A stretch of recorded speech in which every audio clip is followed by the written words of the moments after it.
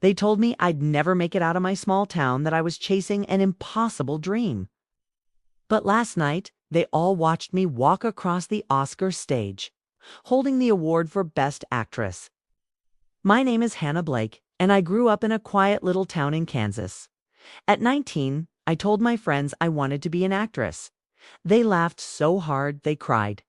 Hannah, you, Hollywood. Sweetheart, you'll be back in 2 weeks broke and begging for your old job. Even my parents weren't supportive. They loved me, but they didn't understand. Baby, dreams don't pay bills, my dad said. The only person who believed in me, at least I thought he did, was my boyfriend, Jason. We were high school sweethearts. When I told him I wanted to move to LA, he kissed my forehead and said, "I'll always support you." So with $1,000 in savings and a heart full of hope, I packed my bags for Los Angeles. At first, Jason was sweet, called every night, told me he missed me, but then the comments started. "You've been there for 3 months and you still haven't booked anything.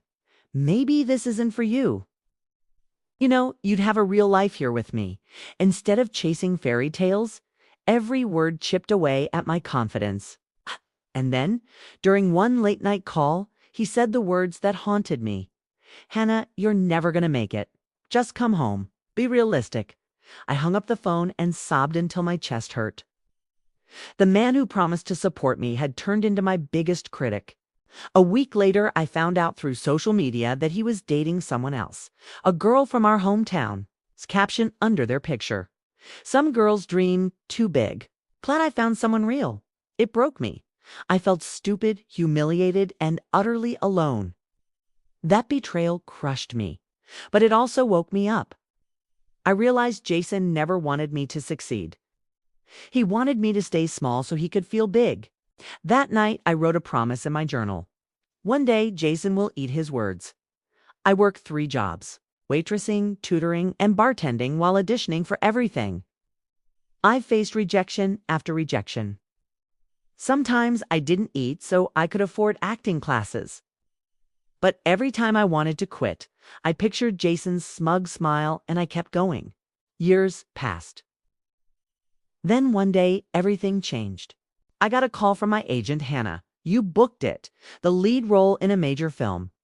The film became a global phenomenon. Overnight, my face was on billboards, talk shows, magazines. The girl from a tiny Kansas town was suddenly America's sweetheart. And then came the ultimate moment: the Oscars. I won Best Actress. As I stood on that stage, trophy in hand, I scanned the audience and spotted Jason sitting in the 3rd row. I later learned he was dating a producer's assistant and somehow got an invite.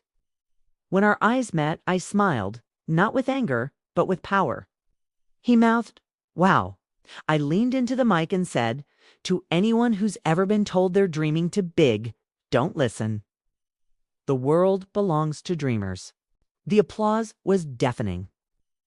Today, I'm living the life I once only imagined. I own a production company. I mentor aspiring actors. And I've learned one thing: the people who tell you to be realistic are the ones too scared to take risks themselves. Jason, he's still in our hometown working at his dad's hardware store. Last I heard, he tells people he used to date me. Cute. Subscribe to SilkMirror for more stories where betrayal meets poetic justice. Never let small minds convince you your dreams are too big. Chase your dreams until the world can't ignore you.